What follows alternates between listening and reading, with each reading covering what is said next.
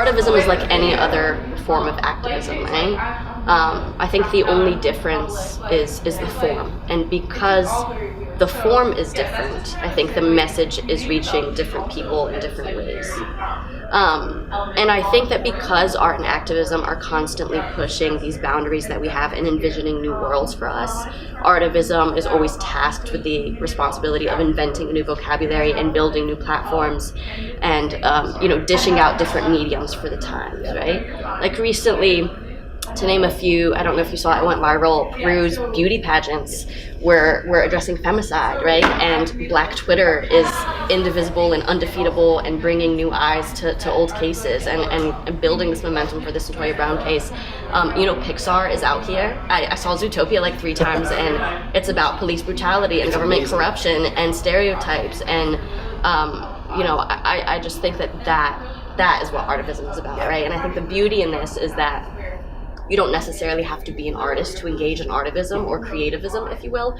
You just have to come with what you have, and you have to trust that your skills are useful and that the tools that we have are enough. It's very simple for people to, I think of art and journalism as these two very different fields on opposite ends of the spectrum, right? That journalism is, harder and more factual and objective, and art is, imaginative and abstract and more personal. They both bear witness to individual experience.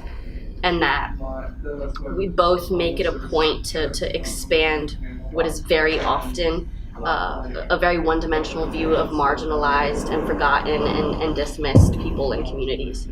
And so, I think in doing so, the goal isn't that people see these individual experiences through our eyes, but that anyone watching and listening will take this individual experience and turn it into something that could perhaps be more universal, and in doing so consider and reconsider what it means to be, say, a sex worker or a survivor of sexual violence, or a woman or Arab or American or both, and then ultimately, hopefully, expand our definition of what it means to be human. So as a spoken word artist, my entire career has borne from and been wholeheartedly dependent on word of mouth. Yeah.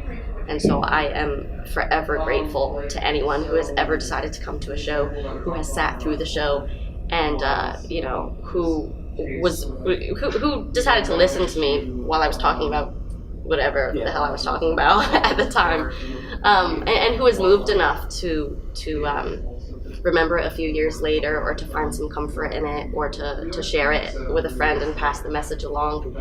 And so whatever performance inspired someone to do that, that's my favorite performance.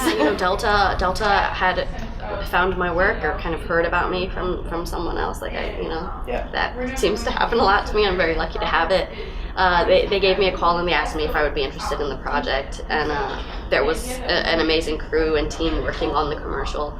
And I have had the honor of knowing and of speaking to so many women who have so bravely fought breast cancer. And I think that we hear the word breast cancer and breast cancer awareness so much that I think we've kind of become desensitized to the real life experiences that these women have.